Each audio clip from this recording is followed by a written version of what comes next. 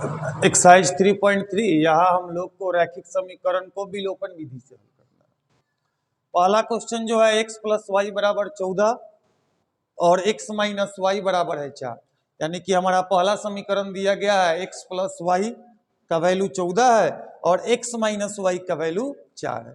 विलोपन विधि में क्या करना होता है, इस x या y दोनों में से किसी एक चर को विलुप्त कर देना पड़ता है। विलुप्त करने का मतलब क्या हुआ, दोनों में से किसी एक चर को हटा देना पड़ता है। अब कैसे हटाएंगे, आप यहां ध्यान दीजिए, यहां पर भी x का गुणांक 1 है और यहां पर भी x का गुणांक 1 है।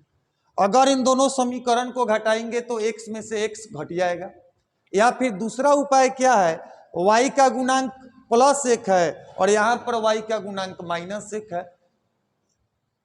दोनों समीकरण को अगर हम जोड़ देंगे, गुणांक प्लस एक था x का तो घटाना था, और y के गुणांक को अगर हम देखते हैं प्लस 1 और माइनस 1 है, तो इन दोनों समीकरण को जोड़ने पर क्या होगा, 0 हो जाएगा और y विलुप्त हो जाएगा। यदि हमें x को विलुप्त करना है तो घटाएंगे। क्यों घटाएंगे, क्योंकि दोनों समीकरण में x के गुणांकों का चिन्ह एक जैसा है, दोनों प्लस 1 है। और y को यदि हम विलुप्त करना चाहते हैं तो y के गुणांक एक में प्लस 1 है तो दूसरे में माइनस 1 है, तो इसको हम क्या करेंगे, जोड़ देंगे। चलिए समीकरण 1 और 2 को हम जोड़ते हैं। समीकरण 1 जोड़ समीकरण 2। पहला समीकरण है x प्लस वाई बराबर 14 और दूसरा समीकरण है x माइनस वाई बराबर 4। जोड़ने में कोई चिन्ह का परिवर्तन नहीं होता है। एक x और एक x क्या हो जाएगा, 2x प्लस वाई और माइनस वाई हो जाएगा 0। 14 प्लस 4 ये हो गया 18। अब देखिए यहां से y हो गया विलुप्त, इसीलिए इसका नाम विलोपन विधि पड़ा है।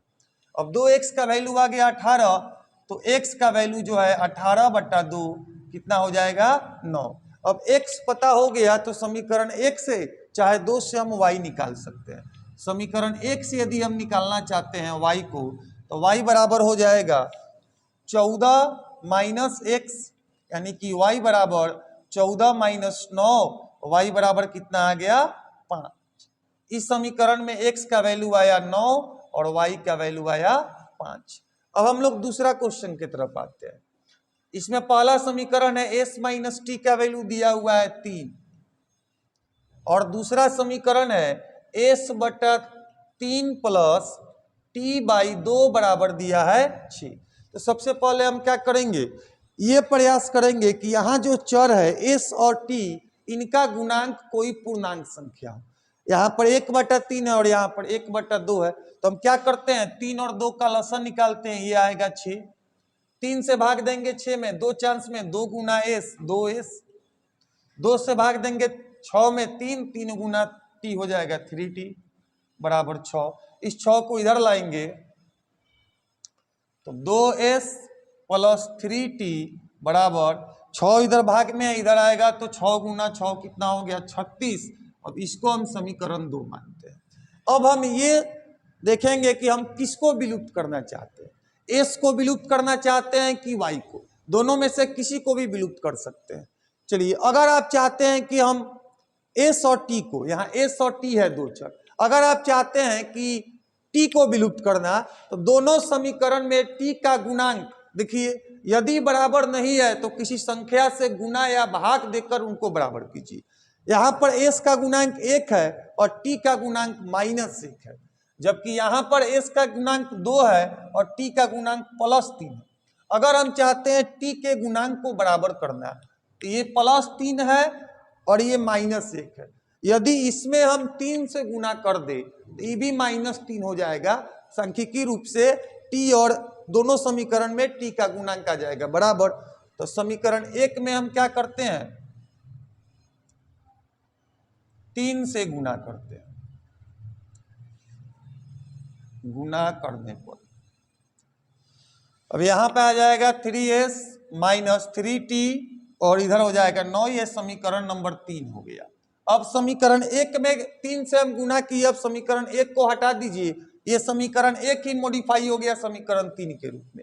अब हम लोग को इन दोनों समीकरण से बहस है।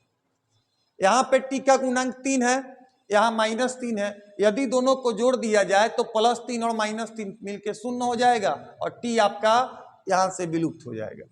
समीकरण 2 जोड़ समीकरण 3 हम करते हैं।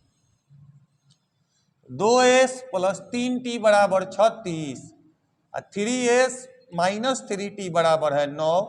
जोड़ेंगे ये हो जाएगा 5s, ये कैंसिल हो गया, 36 9 45 हो गया, यानी s बराबर 45 भागा 5 कितना आ जाएगा 9। अब s तो निकल गया, t निकालना है तो समीकरण 1 से निकालिए, 2 से निकालिए या 3 से निकालिए। चलिए समीकरण 1 से ही निकालते हैं। इस s को दाहिने बगल भेजते हैं तो यहां बचेगा माइनस टी बराबर 3 माइनस s, माइनस टी बराबर हो जाएगा 3 माइनस 9, यानी माइनस टी बराबर माइनस 6, तो t बराबर कितना आएगा 6 आएगा। यानी इन समीकरण युग्म का हल क्या होगा, s का मान आया 9 और t का मान कितना आया 6 आया। तो विलोपन विधि से सवाल को हल करने में हमें क्या ध्यान रखना है, दो चर में से किसी भी एक चर का गुणांक को बराबर कर लीजिए। यदि दोनों समीकरण का बराबर किया गया, जैसे कि आपने x का गुणांक को बराबर किया और दोनों समीकरण में चिन्ह अगर एक समान है, चाहे वो प्लस रहे दोनों चाहे माइनस रहे, तो दोनों समीकरण को घटा दीजिए। अगर अलग अलग चिन्ह है तो आप जोड़ दीजिए। जैसे यहाँ पहला क्वेश्चन में हमने क्या किया था ये पहले से ही दिया हुआ था कि y का गुणांक दोनों समीकरण में बराबर था, जोड़ दिया गया। एक में प्लस में था, एक में माइनस में था, जोड़ दिया गया, y विलुप्त हो गया। और दूसरे समीकरण में पहले से बराबर नहीं था, बराबर करने के लिए समीकरण 1 में 3 से गुना किया गया। अब समीकरण 2 और 3 इन दोनों में t का गुणांक यहाँ प्लस 3 है और यहाँ माइनस 3 है। अगर दोनों समीकरण को जोड़ दिया जाए, जैसे यहाँ जोड़ा गया है, तो प्लस 3t और माइनस 3t कट जाएगा और क्या बचेगा, केवल s बचेगा। t यहाँ से विलुप्त हो जाएगा और आसानी से ये सवाल आपका आगे हल हो जाएगा। चलिए 3.3 में हम लोगों को रैखिक समीकरण युग्म को प्रतिस्थापन विधि से हल करना है। प्रतिस्थापन शब्द का मतलब क्या होता है, किसी चीज को एक जगह से उठाकर दूसरे जगह लाकर रखना। और यहाँ दो समीकरण है, दोनों समीकरण में दो चर है, तो एक चर का मान किसी एक समीकरण से हम निकाल कर दूसरे समीकरण में रखेंगे और फिर उसको हल करेंगे। इसी विधि को प्रतिस्थापन विधि कहा जाता है। ध्यान रखिएगा, समीकरण 1 से आप निकालते हैं तो 2 में रखिएगा और 2 से निकालते हैं तो 1 में रखिएगा। अब ऐसा ना करेंगे कि एक से ही मान निकाले और 1 में ही उसको प्रतिस्थापित कर दिए। जैसे ये पहला क्वेश्चन में दो समीकरण है, x प्लस वाई बराबर 14 और दूसरा है x माइनस वाई बराबर 4। हमारे पास 4 तरीके हैं प्रतिस्थापन विधि से बनाने का। पहला समीकरण से x का मान निकाल कर 2 में रखिए, या y का मान निकाल कर 2 में रखिए, या दूसरे समीकरण से x का मान निकाल कर 1 में रखिए, या y का मान निकाल कर 1 में रखिए। 4 तरीका है। चलिए पहले समीकरण से हम x का मान निकालते हैं। समीकरण 1 से अब हमको x का मान निकालना है तो x के अलावा यहाँ जो कुछ भी है उसको दाहिने तरफ भेज देंगे। ये हो जाएगा 14 और प्लस वाई इधर आएगा तो ये हो जाएगा माइनस वाई। अब इस वैल्यू को यहाँ सब्स्टिट्यूट करेंगे, यहाँ पर प्रतिस्थापित करेंगे 2 में। समीकरण 2 में x बराबर 14 माइनस वाई रखने पर अब x के जगह पे हम क्या रखेंगे, 14 माइनस वाई, उसके बाद फिर माइनस है और तब फिर y है बराबर 4। 14 माइनस वाई माइनस 2y बराबर 4। अब हमको y का मान निकालना है तो y के अलावा जो बाकी चीजें है उसको दूसरी तरफ भेजते हैं। 14 को इधर भेजेंगे तो माइनस 2y बराबर 4 घटाओ 14। अब माइनस 2 गुना में है, उधर जाएगा भागा में होगा। 4 में से 14 गया माइनस 10 भागा माइनस 2, और ये माइनस 10 में माइनस 2 से भाग देंगे आ जाएगा 5। अब आपको y का मान तो निकल गया, अब x का मान हो जाएगा 14 घटाओ y, अर्थात x बराबर 14 माइनस 5, x बराबर कितना आ गया 9। इस समीकरण का x का वैल्यू 9 आया और y का वैल्यू 5 आया। इस क्वेश्चन में जो दोनों समीकरण युग्म दिए थे। दूसरा क्वेश्चन जो है s माइनस टी बराबर 3 दिया है पहला समीकरण, और दूसरा समीकरण में क्या दिया है, s/3 प्लस t/2 बराबर 6। ध्यान रखिएगा, पहले के वीडियो अगर आप देखे होंगे, रैखिक समीकरण युग्म जो होता है उसका मानक रूप जो होता है पहले का और दूसरे के लिए ये होता है। यहां पर a1 x का गुणांक है, b1 y का और c1 अचर पद है पहले समीकरण के लिए। तो a1 b1 और c1 ये सब पूर्णांक होते हैं। उसी तरह से a2 b2 और c2 भी क्या होते हैं, पूर्णांक होते हैं। यदि हमको कोई भिन्न मिल जाए तो पहले उसको पूर्णांक में तब्दील किया जाता है और उसके लिए क्या करते हैं, यहाँ जोड़ है तो भिन्नों का जोड़ कर देंगे। 3 और 2 का लसा हो जाएगा 6, 3 से भाग देंगे 6 में 2 चांस, 2 गुना s, 2s प्लस है, 2 से भाग देंगे 3 और 3 गुना t हो जाएगा 3t बराबर 6। 6 हो जाएगा उधर में, इधर भागा में है तो उधर जाके गुना में हो जाएगा। तो 2s प्लस 3t बराबर 6 गुना 6 36। यह हमारा अब आया समीकरण नंबर 2। अब पहले समीकरण से हम s का मान निकालकर 2 में रखते हैं, प्रतिस्थापित करते हैं। आप चाहो तो t का मान भी निकाल सकते हो, या दूसरे समीकरण से s या t किसी एक का मान निकालकर पहले में रख सकते हो। 4 तरीके हैं आपके पास इस विधि से केवल इस समीकरण युग्म को हल करने का। तो समीकरण 1 से आसान है, 1 से s का मान निकालकर 2 में रख देना। तो s बराबर हो जाएगा माइनस टी, इधर आएगा तो प्लस टी होगा। अब 2 में रखिए, समीकरण 2 में s बराबर 3 प्लस टी रखने पर, अब देखिए यहां 2s है तो 2 तो अपने जगह पर रहेगा, s के जगह पे 3 प्लस टी आप रख रहे हो और ये गुना में है, 1 से अधिक पद है तो ब्रैकेट दे देंगे। अब प्लस 3t बराबर 36, ब्रैकेट तोड़िएगा, 3 दूनी 6 प्लस 2t प्लस 3t बराबर आया 36। 6 को उधर भेजेंगे और इसको जोड़ेंगे, ये हो जाएगा 5t बराबर 36 माइनस 6, t बराबर आएगा 30 भागा 5 यानी हो गया 6, तथा s बराबर कितना है 3 प्लस t है, तो s बराबर आ गया 3 प्लस 6 अर्थात 9। इस समीकरण युग्म में s का मान 9 आया और t का मान 6 आया। अब आइए ये तीसरा क्वेश्चन है, इसमें x और y का जो गुणांक दिया हुआ है वह रूट में है और रूट देख के ऐसे ही बच्चा परेशान हो जाता है। परेशान होने की कोई जरूरत नहीं है, जैसे पहले वाले को प्रोसीड किए थे वैसे इसको भी करेंगे। अब पहले समीकरण 1 से आप x का मान निकालकर 2 में रखो, तो समीकरण 1 से √2x बराबर e प्लस में है, इधर आएगा तो माइनस में हो जाएगा। पहले से तो इधर 0 था, 0 का मतलब कुछ नहीं होता है। अब √2 को भेजेंगे तो x बराबर माइनस √3 बाई √2 y हो जाएगा। √2 इधर भेज दिए, यह हर में चला गया। अब समीकरण नंबर 2 में x का वैल्यू रखिए। समीकरण 2 में x बराबर माइनस √3 बाई √2y रखने पर, चलिए अब आपको क्या करना है, √3 अपने जगह पे रहेगा, x के जगह पे माइनस √3 बाई √2y हो जाएगा, माइनस √8y बराबर 0। प्लस को माइनस से गुना करेंगे माइनस होगा, √3 को √3 से गुना करेंगे 3y बट्टा √2 माइनस √8y बराबर क्या हो जाएगा 0। अब बट्टा का जोड़ करते हैं, यहाँ हर में कुछ नहीं है तो भाई एक तो है, √2 और 1 का लसा √2 ही होता है।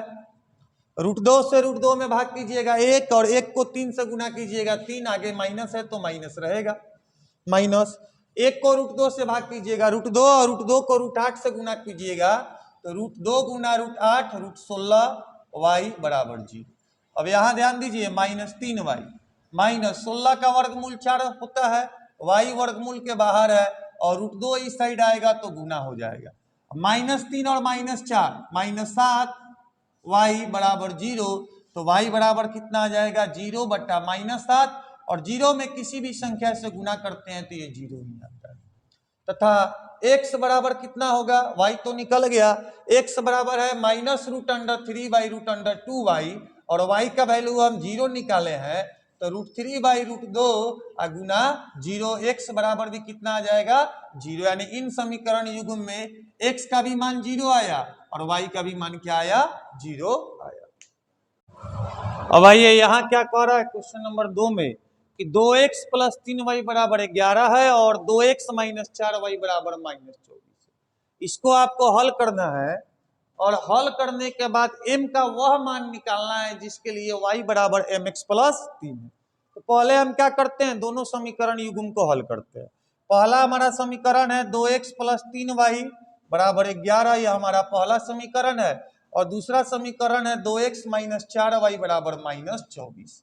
प्रतिस्थापन विधि से हमें हल करना है। तो समीकरण 1 से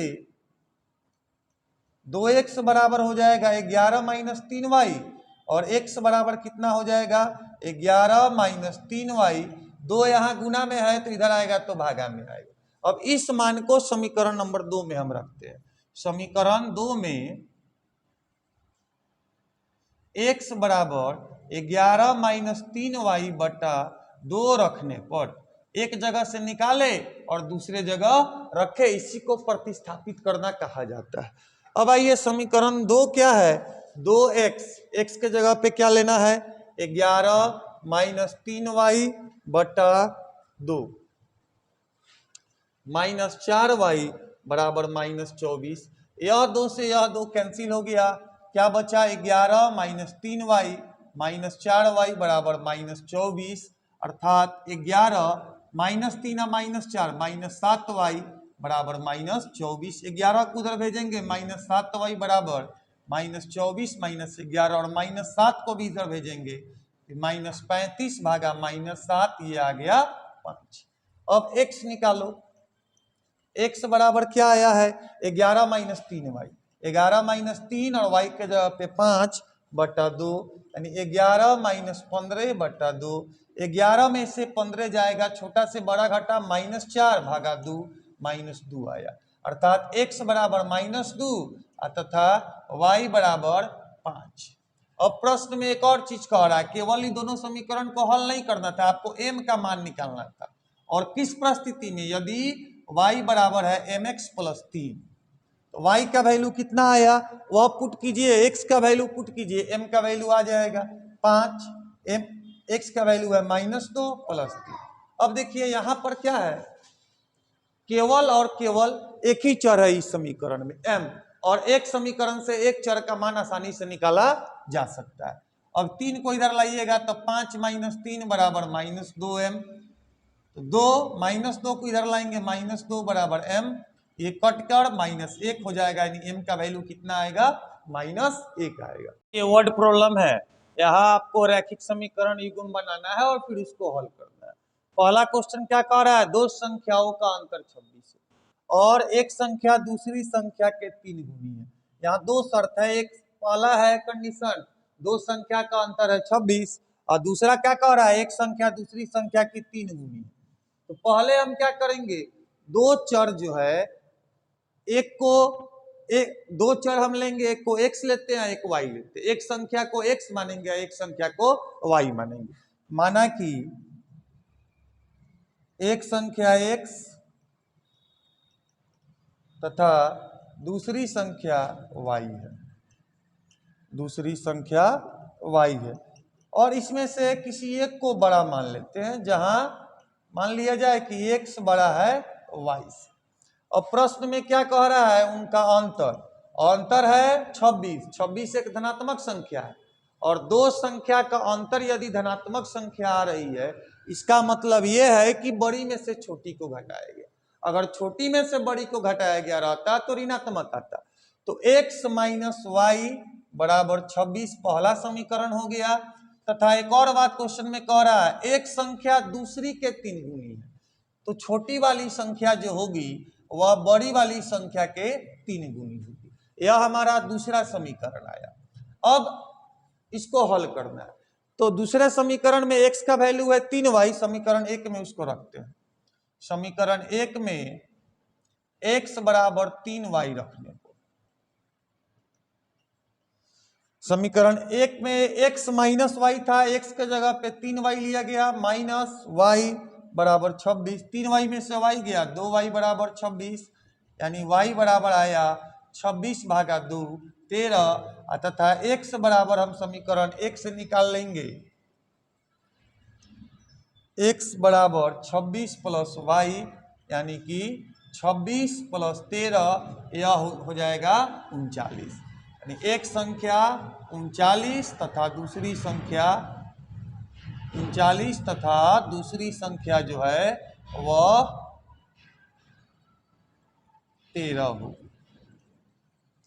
ये शब्द समस्याएं हैं। शब्द समस्या में दो चर लिया जाता है, एक एक्स और एक वाई। आप ए और बी भी ले सकते हो, एस और टी भी ले सकते हो, और एक को एक चर मान लीजिए, दूसरे को दूसरा चर। जैसे यहाँ पे दो संख्या की बात की, एक संख्या को एक्स और एक को वाई माना गया। सवाल में जो स्थिति दी गई है उससे दो समीकरण निकालेंगे और फिर दोनों समीकरण को हल। अब आइए यहाँ पर जो वर्ड प्रॉब्लम है उसमें कह रहा है दो संपूरक कोण। संपूरक कोण उन कोणों को कहते हैं जिनका जोड़ होता है 180 में बड़ा कोण छोटे कोण से 18 डिग्री अधिक है। पहला कंडीशन है कि दोनों कोण संपूरक है, और दूसरा क्या है कि बड़का कोणवा जो है वो छोटका कोणवा से 18 डिग्री ज्यादा है। तो इसमें से एक कोण को एक्स और दूसरे को वाई मान लेते हैं। माना कि बड़ा कोण एक्स डिग्री तथा छोटा कोण वाई डिग्री है। और प्रश्न में क्या कह रहा है, दोनों है संपूरक। संपूरक है तो इन दोनों का जोड़ होगा 180 होगा। यह हमारा पहला समीकरण आ गया। तथा बड़ा कोण छोटा कोण से 18 डिग्री अधिक, यानी बड़ा कोण x जो है वह छोटा कोण से कितना डिग्री अधिक है, 18 डिग्री ज्यादा है। अब यह जो वैल्यू इसमें डालेंगे समीकरण 1 में, x बराबर y प्लस 18 डिग्री रखने पर, अब इस x के जगह पे हम क्या लेंगे, y प्लस 18 डिग्री प्लस क्या है, y है बराबर 180। एक y और एक y, दो y हो गया। 18 डिग्री को इधर भेजेंगे, 180 माइनस 18, 180 में से 18 जाएगा, 162 बचेगा, और y बराबर कितना हो जाएगा, 162 डिग्री भागा 2, यानी y बराबर हो जाएगा आपका 81 डिग्री। तथा x बराबर समीकरण 1 से निकालेंगे, x बराबर कितना होगा, 180 माइनस वाई, यानी x बराबर 180 डिग्री माइनस y है 81, 180 में से 81 जाएगा तो 99 डिग्री हो जाएगा। ये हमारा क्वेश्चन। ये जो वर्ड प्रॉब्लम है इसमें कह रहा है किसी भिन्न के अंश और हर दोनों में दो जोड़ दिया जाए तो वो 9/11 हो जाता है। तो मान लेते हैं किसी भिन्न का अंश x है, माना कि किसी भिन्न का दो हिस्सा होता है, अंश और हर। तो भिन्न का अंश को हम मान लेते हैं x, अंश x तथा हर y है, हर y है। तो भिन्न कितना हो जाएगा, x बटा y। प्रश्न में क्या कह रहा है कि इस भिन्न के अंश और हर में दो जोड़ दिया जाए, दोनों में, x में भी दो जोड़ेंगे या y में भी दो जोड़ेंगे तो ये भिन्न हो जाता है 9/11। ध्यान रखिएगा दोनों में दो जोड़ना है, एगो में छोड़ मत दीजिएगा। अंश में तो जोड़बे करेंगे, साथ ही साथ हर में भी जोड़ेंगे। काहे कि कह रहा है दोनों में जोड़ेंगे। ना तो कुछ गधे क्या करते हैं, एगो में जोड़ देंगे या एगो में छोड़ देंगे। अब 11 आएगा इधर तो 11 गुना x प्लस 2 हो जाएगा, और 9 जाएगा इधर तो 9 प्लस 2 हो जाए, 9 गुना y प्लस 2 हो जाएगा। 11 गुना x 11x और 11 गुना 2 22 हो गया। यहाँ से 9y प्लस 18 हो गया। अब आप क्या कीजिए, y को इधर लाइए, 11x माइनस 9y, और 22 को इधर कर देते हैं 18 minus y 22। 11x minus 9y बराबर हो गया -4। ये हमारा पहला समीकरण। तथा एक और चीज कह रहा है क्वेश्चन में, यदि अंश और हर दोनों में 3 जोड़ा जाए, दोनों में जोड़ना है, एगो में जोड़ के एगो में छोड़ मत दीजिएगा, तो ये कितना हो जाता है 5/6। फिर से क्रॉस मल्टीप्लाई होगा तो 6 गुना x प्लस 3 बराबर 5 गुना y प्लस 3 आएगा। अब देखिए ये हो जाएगा 6x प्लस 18 बराबर 5y प्लस 15, यानी कि 6x माइनस 5y बराबर 15 माइनस 18। 6x माइनस 5y बराबर हो गया -3, पहला समीकरण। दूसरा समीकरण, अब एक से x का मान निकाल के दूसरे में डाल दीजिए। चलिए समीकरण हम एक से ही करते हैं। 11x बराबर -4 + 9y, तो x बराबर हो जाएगा -4 + 9y बटा 11। समीकरण 2 में रखते हैं। समीकरण 2 में x बराबर -4 + 9y बटा 11 रखने पर, अब देखिए समीकरण 2 क्या है, 6x है, तो 6x के जगह पे -4 + 9y बटा 11 और -5y बराबर है -3। अब देखिए एक कटने वाला तो है नहीं, तो -24, 9 × 6 = 54y, आई बटा का जोड़ कर देंगे तो -55y बटा 11 बराबर -3। -24, 54y में से 55y गया, -y बराबर -3 × 11। -24 को उधर भेज देते हैं, -y बराबर -33 और -24 आएगा तो +24, y बराबर हो जाएगा -9, इधर से माइनस गया तो क्या हो गया +9, तथा x बराबर हो गया -4 + 9 गुना y है यानी कि 9 बटा 11। x बराबर हो गया 81 - 4 77 बटा 11, ये कितना हो गया 7। x y निकल गया तो भिन्न कितना हो जाएगा, x है 7 और y है 9, यानी भिन्न हमारा हो गया 7/9। देखिए ये भिन्न पर का क्वेश्चन एग्जाम में बराबर पूछता है, इसमें कोई माथापेची विशेष नहीं है। भिन्न के एक अंश को x मान लेंगे और हर को y मान लेंगे। जितना क्वेश्चन में कह रहा है जोड़ने के लिए, जैसे पहला परिस्थिति में कह रहा था कि दोनों में 2 जोड़े हैं, तो बेटा दोनों में 2 जोड़ना है और तब ही आएगा 9 बटा 11, क्रॉस मल्टीप्लाई करके पहला समीकरण आ गया। और फिर कह रहा है कि दोनों में 3 जोड़ना है, अभी नहीं कि एगो में छोड़ देंगे एगो में जोड़ देंगे। कहता घटाने को तो घटाते, कहता कि नहीं केवल एक गो में जोड़े हैं, अंश में 3 जोड़े हैं, हर में नहीं जोड़े हैं तो केवल अंश में जोड़ते। लेकिन यहाँ कह रहा है कि दोनों में जोड़ना है 3, तो दोनों में 3 जोड़ दिए तो 5/6 आया।